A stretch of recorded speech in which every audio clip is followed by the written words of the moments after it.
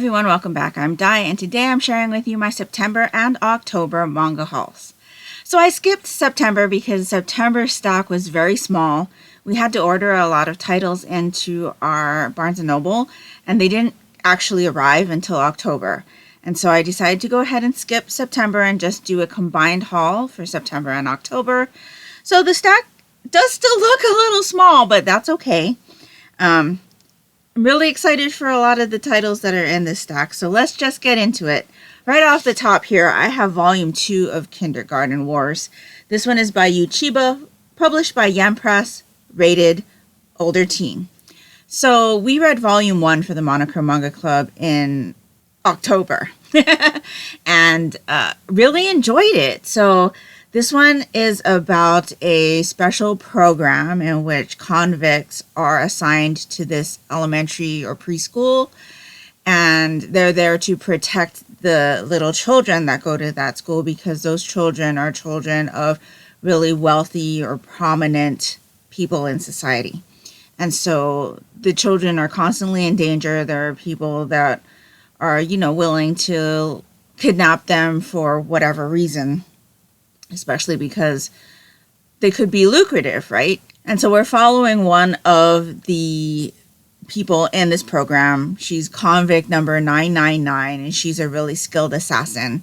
And so we kind of follow her going through the dailies with the kids and protecting the kids and things like that. She's got a little bit of a personal life kind of storyline going on there as well, so you get to know her a little better.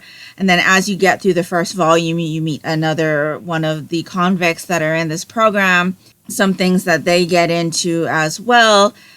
And the headmistress at the school is like the person that keeps all of the convicts in line and makes sure that they do as they're told. Otherwise, the punishment is very swift and severe. And so this is a title that is full of like comedic moments, but there are also very serious moments because you do have situations where there are assassins trying to go after these kids.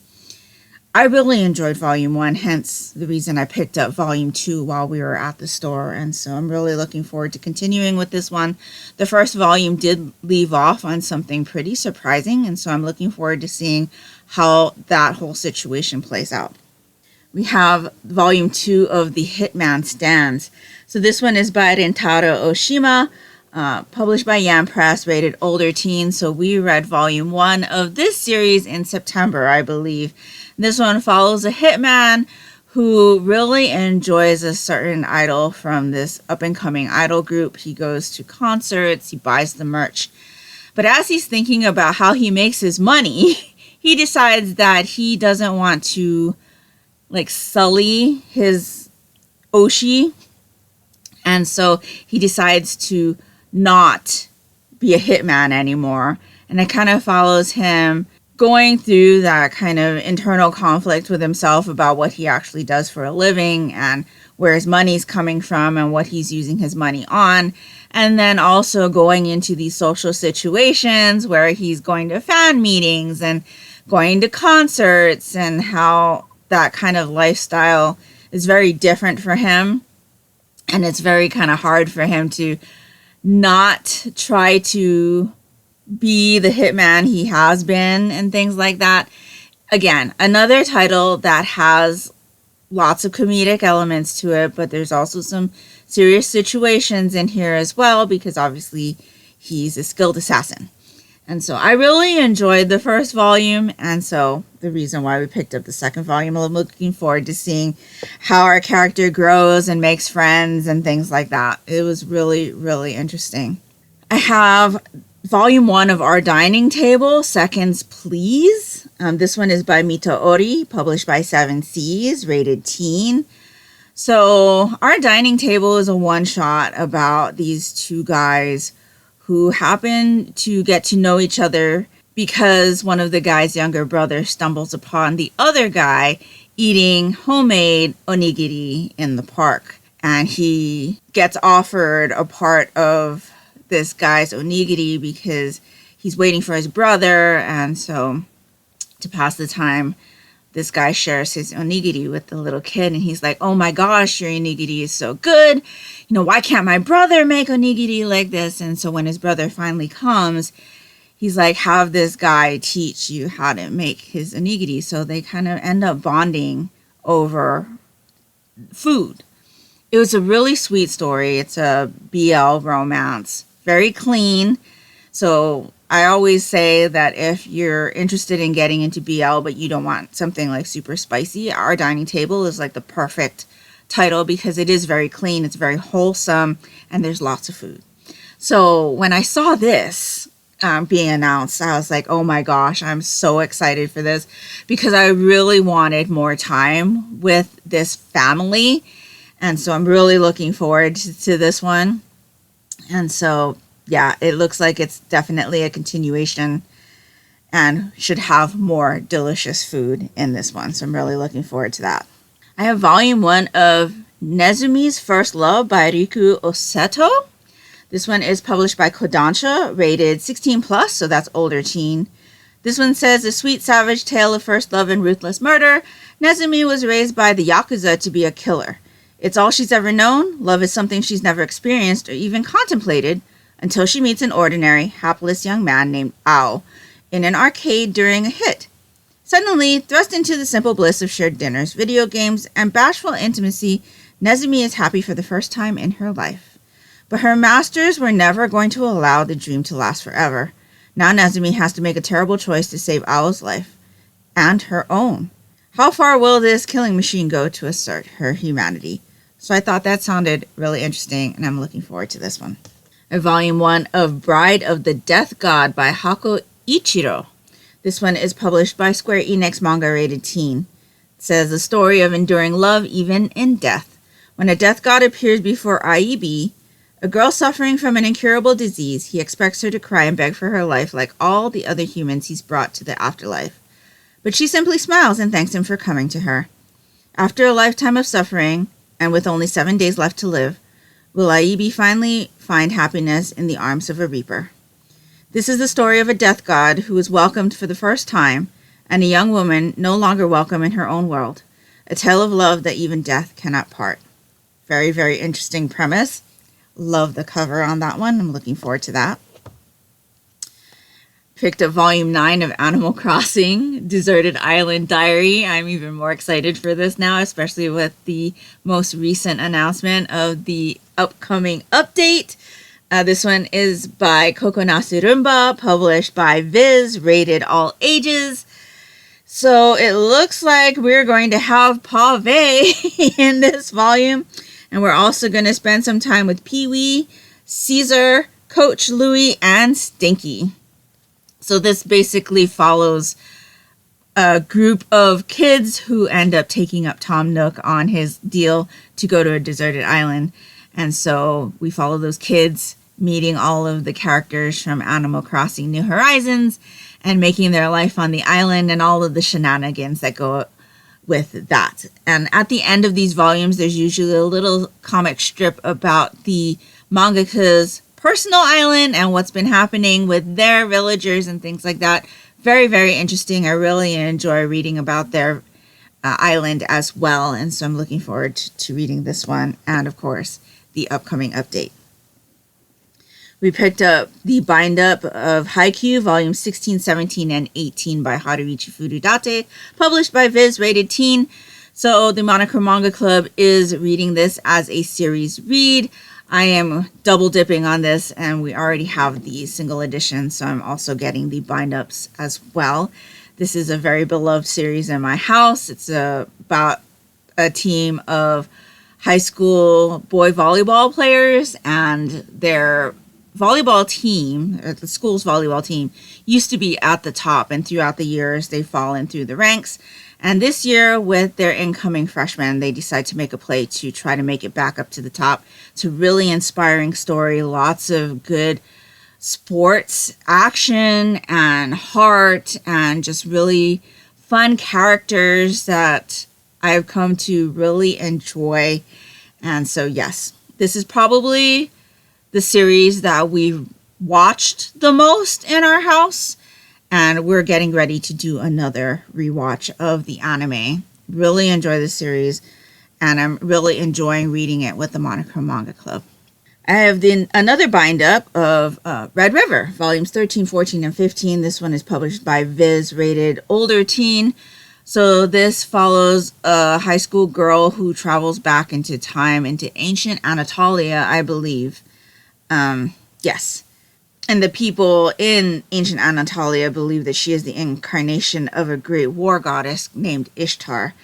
It's been a while since I read this. As I've mentioned before, I did read about 14 or 15 volumes borrowed from my library years ago, and I couldn't continue because the library didn't have the next volume.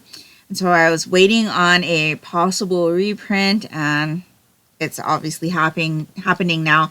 So I'm just going to collect it before I start to try to get back into the series, because I don't want to have to wait, especially because up until this point would all be rereads for me anyway. Even though it's been several years, I do remember quite a bit of what had happened. And so I'm looking forward to finally being able to continue with this one. And so, yes, absolutely had to pick that one up. Then we saw this one at the Barnes & Noble. This is the 13th Footprint by Kei Sanbei. This is a hardback copy. It's published by Yen Press, rated teen. We read Erased with the Monochrome Manga Club last year, I think, and really, really enjoyed it.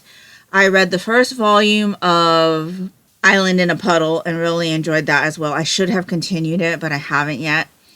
But I've really enjoyed what I've read of this mangaka's work, and we also read Island in a Puddle with the Monochrome Manga Club because the club ended up enjoying Erased that much. But in any case, we saw this and thought, it's probably going to be really good, and so I just picked it up. It says, after Toya and Haru-san Ao was released from the hospital, the Togawa family was ready for a fresh start in their picturesque new home. But the life Toya envisioned for his family is turned upside down when mysterious postcards begin to appear. No sender, no return address, just a note describing an event that will happen in the future.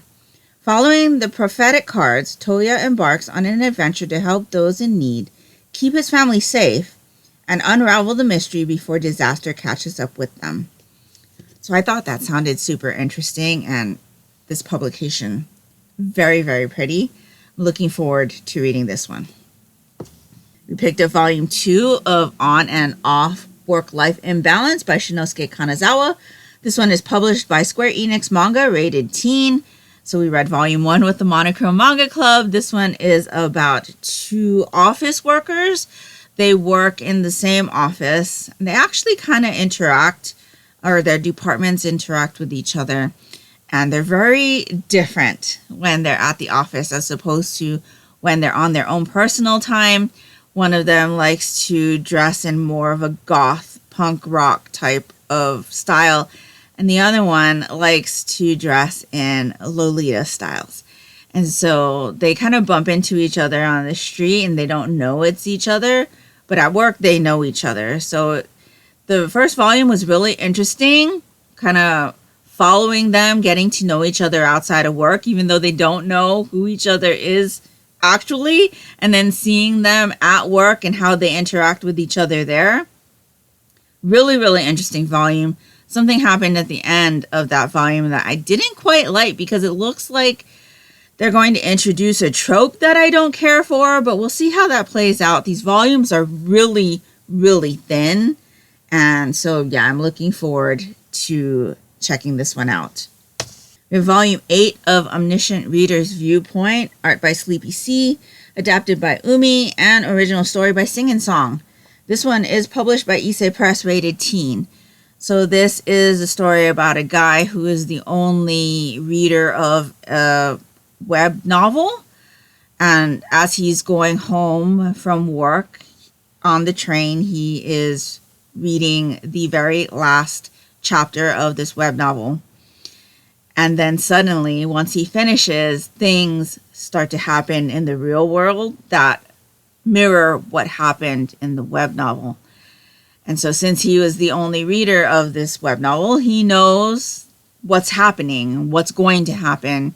And so we kind of follow him as he goes through what happens in the novel in real life and make decisions in situations that have come up. It's an interesting story. I've only still read the first volume. I have picked up the light novel edition. I think I hauled it in my last manga haul. I'm really looking forward to checking that out because I think the light novel version might work out better for me. But my daughter is really, really into this series.